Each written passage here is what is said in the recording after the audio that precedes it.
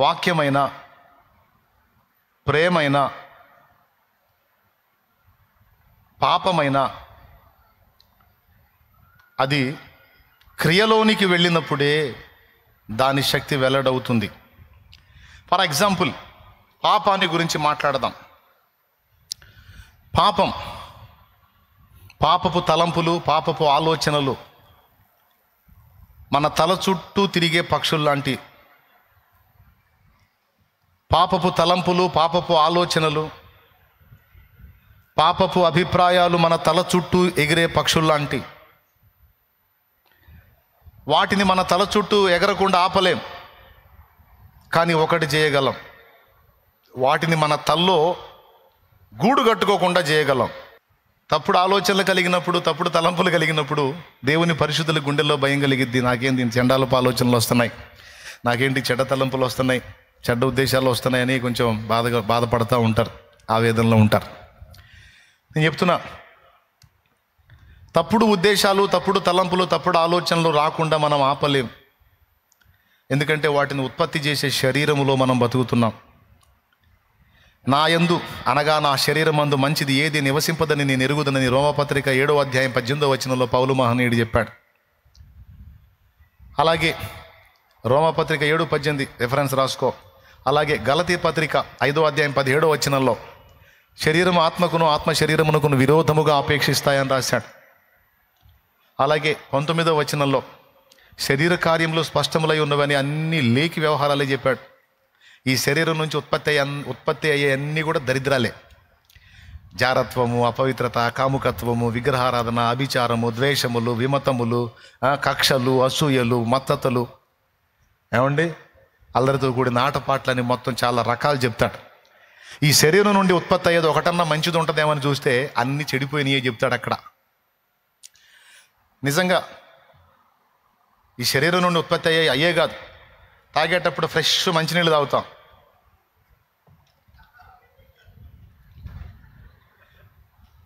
తిరిగి మన నుంచి విసర్జించబడేటప్పుడు, తినేటప్పుడు చికెన్, మటన్, బిర్యానీ,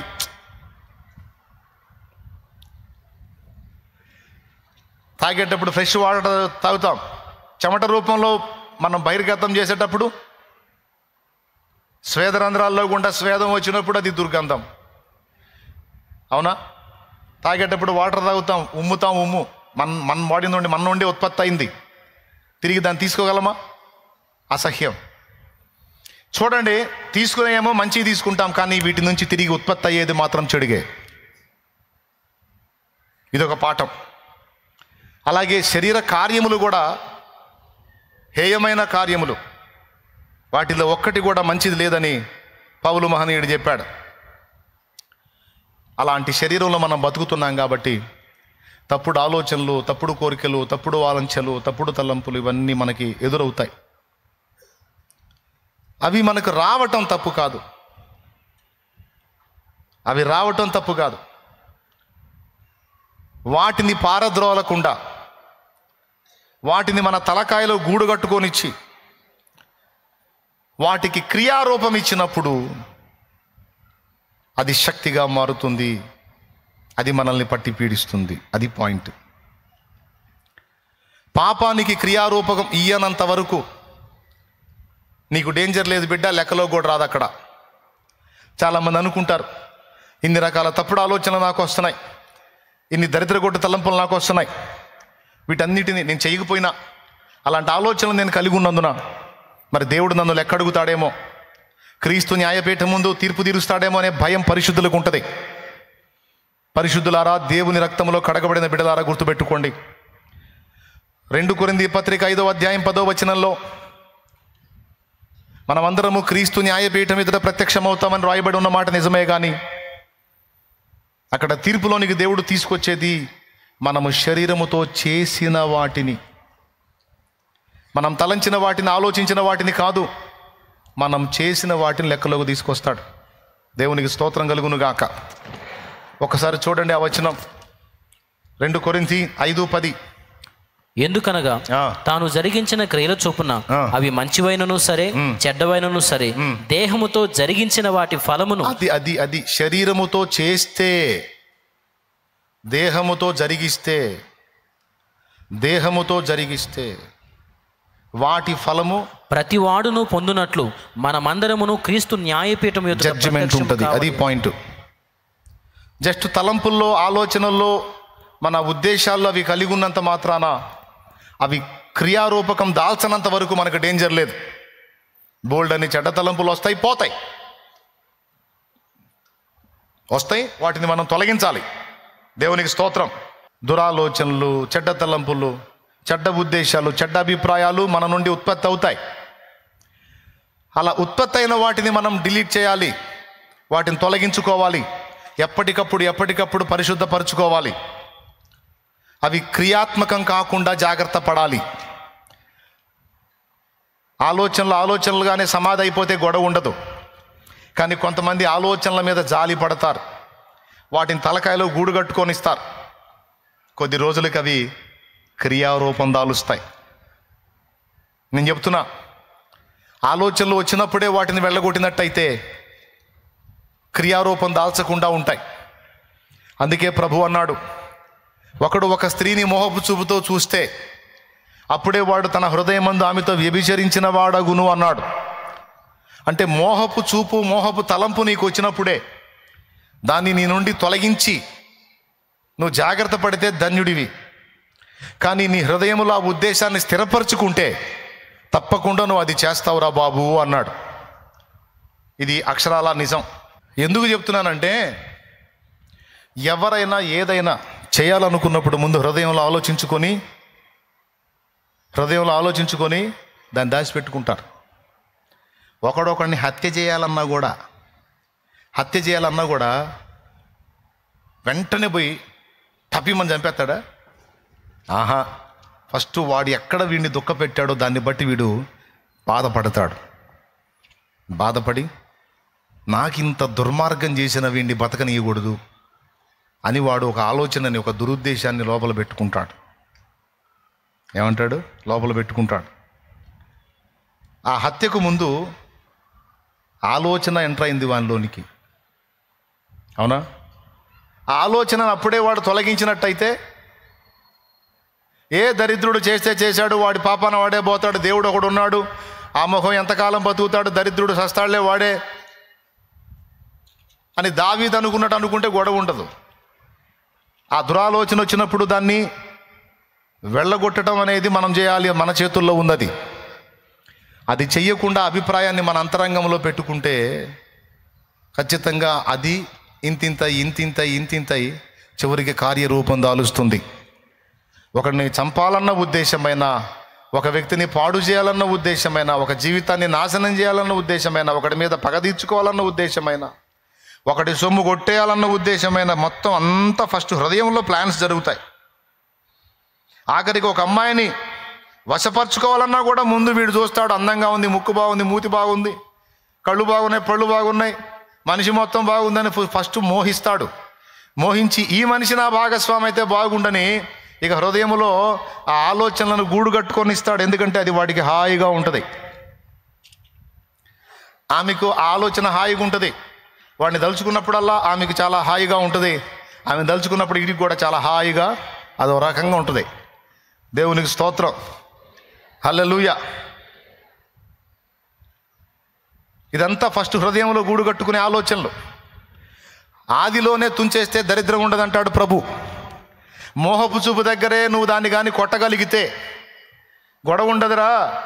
కానీ ఉద్దేశాన్ని లోపలికి రానిచ్చి గూడు కట్టుకొని ఇచ్చావంటే నీ దినం చేసిద్దని చెప్తాడు. అది ఆయన చెప్పేది. స్తోత్రం. ఎంతమందికి అర్థమైంది? పాపపు ఆలోచనలు, పాపపు తలంపులు, పాపపు ఉద్దేశాలు నీ తల చుట్టూ తిరిగే పక్షుల్లాంటివి. వాటిని నీ తల చుట్టూ తిరగకుండా నువ్వు ఆపలేవు. కానీ ఒకటి చేయగలవు, వాటిలో ఏదైనా ఒకటి వచ్చి నీ తలకాయలో గూడు కట్టుకోకుండా నువ్వైతే దాన్ని తోలివేయగలవు. అది నీ చేతుల్లోనే ఉంది. దేవునికి స్తోత్రం, హల్లెలూయా.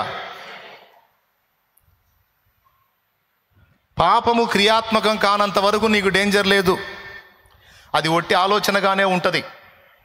అది క్రియారూపం దాల్చినప్పుడు, బాగా వినండి, అది ఎప్పుడు శక్తిగా మారుతుంది అంటే అది క్రియారూపం దాల్చినప్పుడు, శక్తిగా మారుతుంది. దాని పవర్ అప్పుడు వచ్చింది. క్రియారూపం దాల్చడం అంటే ఏంటి? పాపపు తలంపులు రావటం వేరు, పాపం చెయ్యటం వేరు. తలంపులు వచ్చి వాటిని గూడు కట్టుకోనిచ్చి చివరికి ఒకరోజు పాపం చేస్తావు చూడు. ఎప్పుడైతే పాపపు క్రియ నీ నుండి జరిగిద్దో ఇక అది శక్తిగా మారి ఇక నిన్ను పీడించటం, నీ మీద దాడి చేయటం అనేది అప్పుడు స్టార్ట్ అయింది. దాని ఫలితాలు ఇవ్వటం అనేది అప్పుడు స్టార్ట్ అయింది నీకు. అందుకే మనం దేవుని గొర్రె పిల్లలం కనుక దేవుడు ఏం చూస్తాడో తెలుసా? దేవునికి ఇష్టంగా నేను బతకాలి, ఎక్కడ కూడా దేవుడు అభ్యంతరపడే పనులు నేను చేయొద్దు అనే ఆశ వీడికి ఉందా లేదా చూస్తాడు. కొంతమందికి ఆశ ఉంటుంది, కొంతమందికి ఆశ ఉండదు. ఎక్కలేనంత ఎత్తైన కొండ నిటారుగా ఉంది, చాలా ఎత్తుగా ఉంది, నా వల్ల అయితే కాదు. ఒక్కొక్కడు ఏం చేస్తాడంటే అసలు ఆశ తీసేసుకుంటాడు. అసలు మన వల్ల కాదులెత్తి యాడెక్కుతాం, వేస్ట్. ప్రయత్నమే వ్యర్థం, ప్రయత్నమే వ్యర్థం, అనవసరం, జరగదు అని రాజీ పడిపోతాడు. ఇలా రాజీ పడిపోయే వాళ్ళంతా పాపానికి చిక్కి బందీలై ఎఫెక్ట్ అవుతారు. దేవుడు కూడా వాళ్ళని వదిలేస్తాడు, ఎందుకంటే వాడికి ఆశ లేదు. ఏమన్నా అర్థమవుతుందని నేను చెప్పేది? ఏమి లేదు, ఆశ లేదు. ఆశ గల్లోడు ఏం చేస్తాడో తెలుసా? కనీసం ఎక్కడానికి ట్రై చేస్తాడు, 4 మెట్లు ఎక్కి మళ్ళీ పడతాడు అనుకో. పడ్డోడు మళ్ళీ ఆడే కూర్చోడు, మళ్ళీ ఎక్కుదామని మళ్ళీ ట్రై చేసి ఈసారి ఇంకో 2 మెట్లు 6 మెట్లు ఎక్కి మళ్ళీ కింద పడతాడు. దేవుడు అంటాడు, ఎందుకురా పడుతున్నావు అనడు. సరే ఎక్కడానికి ట్రై చేస్తున్నాడు, ప్రయత్నం అయితే చేస్తున్నాడు, పడుతున్నాడు, ఎక్కుతున్నాడు. వీడికి విసుగొచ్చి విరమించుకుంటున్నాడా, మళ్ళా ట్రై చేస్తున్నాడా అనేది చూస్తాడు. ఆ ఆశ నీలో ఉన్నంత వరకు దేవుని చేతిలో నువ్వు ఉన్నట్టే.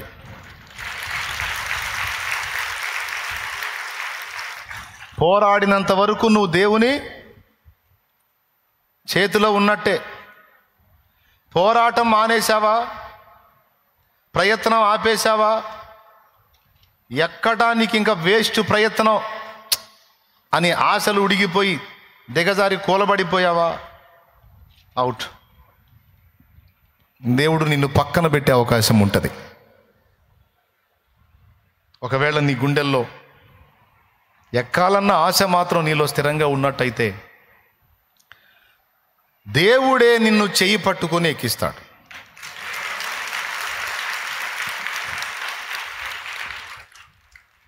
అందుకే దావీదు అన్నాడు, దేవా నా కళ్ళ ముందు ఎక్కలేనంత ఎత్తైన కొండ ఉంది, ఎక్కాలన్న ఆశ నాకుంది, ఎక్కలేకపోతున్నాను, ఎక్కడానికి ట్రై చేసి చాలాసార్లు వెళ్ళగలబడ్డాను.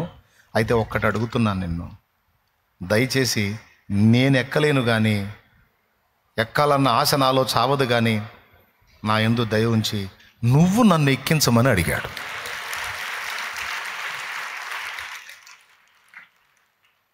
మనందరి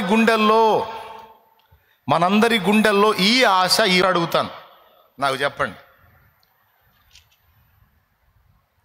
హృదయము దేవునికి ఇవ్వటం సులభమా, శరీరమును దేవునికి ఇవ్వటం సులభమా? పెద్దగా చెప్పాలి. నాకు తెలిసి హృదయమే అంటానని. ఒక్కసారి మైండ్ దగ్గర పెట్టుకుని ఆలోచించండి.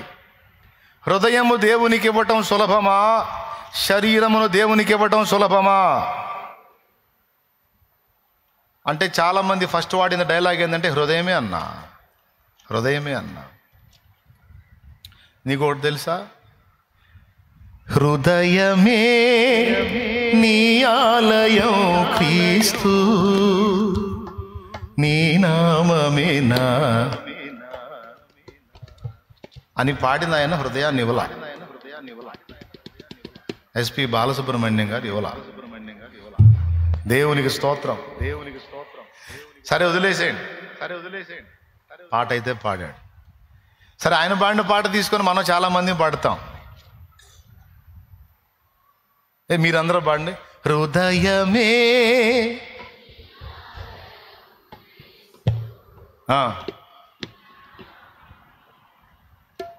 సరే వద్దులే, కష్టపడుతున్నారు.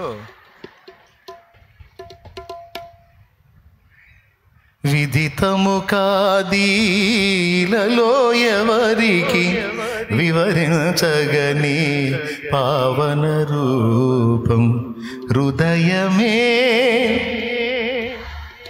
సూపర్ ఉంది కదా, సూపర్. అలాగే ఎన్నో పాటలు. నా గుండెలో కొలువై ఉండు, నా హృదయ లోగిలిలో కొలువైన, నా హృదయ లోగిలిలో కొలువైన నా స్వామి, నీ ప్రేమ కౌగిలిలో నన్ను దిగిపోని. ఈ రకంగా పాడమంటే కుప్పలు కుప్పలు పాడతారు. హృదయము దేవునికి ఇవ్వటం సులభమే. ప్రభువా, నా హృదయం నీకు ఇచ్చేసా ప్రభువా, తీసేసుకోపో. కానీ శరీరమును దేవునికి ఇవ్వటమే కష్టం. మీ హృదయాలు ఎప్పుడో యేసయ్యకి ఇచ్చారు. మీ హృదయాలు ఎప్పుడో యేసయ్యకి ఇచ్చారు. మీ రాజు ఎవరు? మీ రక్షకుడు ఎవరు? మీ ప్రభువు ఎవరు? ప్రాణప్రియుడెవరు? మీ ఐశ్వర్యం ఎవరు? మీ సుగుణాల సంపన్నుడు ఎవరు? మీ చక్రవర్తి ఎవరు? అంటే యేసయ్య. మీ హృదయం ఎవరిది? మరి శరీరం. అక్కడ ఉంది పాయింట్.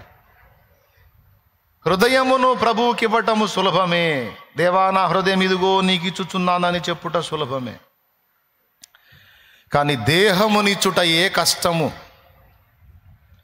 హృదయముని చేశావు, మారు మనసు పొందావు, బాప్తిస్మం పొందావు, క్రీస్తు రక్తంలో కడగబడ్డావు.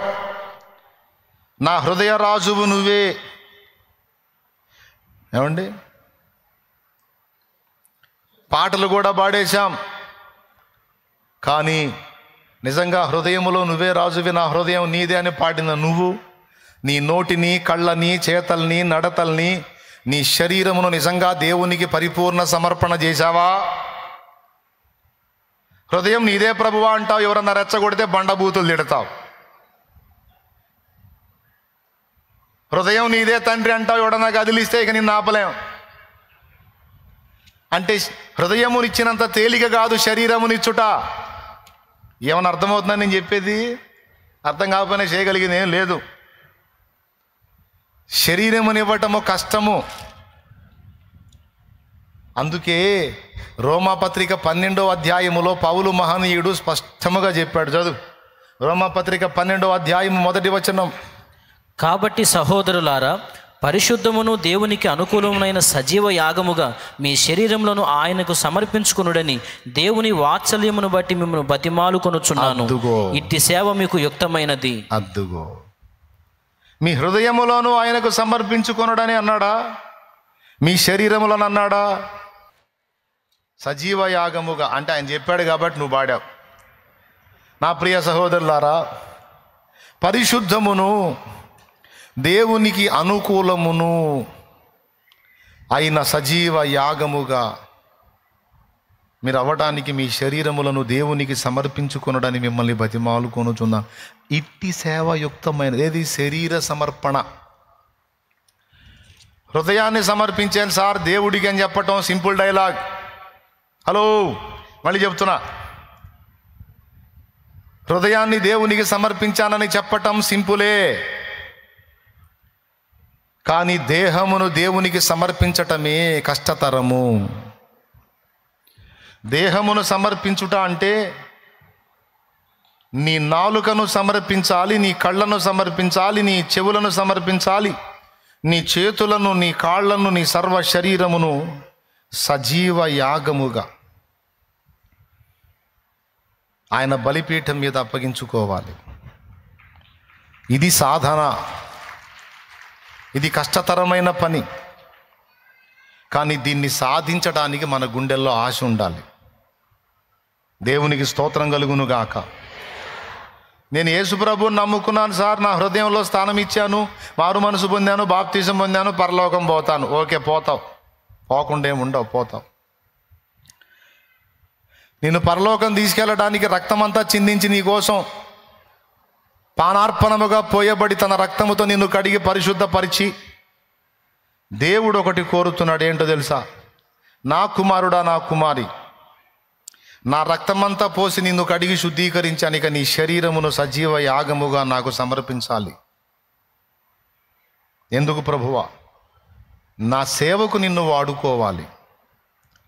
సేవకు వాడుకోవాలంటే హృదయం మెయిన్ తండ్రి, శరీరం ఎట్టుంటే ఏమి నాయనా? కాదు కాదు కాదు కాదు. నా పరిశుద్ధాత్మ నీలో నివసించున్నట్లు నీ దేహము కూడా పవిత్రముగానే ఉండాలి. చాలా కీలకమైన విషయం అండి ఇది. టేక్ ఇట్ ఈజీగా తీసుకోవద్దు. నువ్వు కేవలం పరలోకం కోసమే ప్రభువుని నమ్ముకుంటున్నావా, లేకపోతే ప్రభువు కోసం ఫలించాలనుకుంటున్నావా? నిన్ను అడుగుతున్నా, చెప్పు.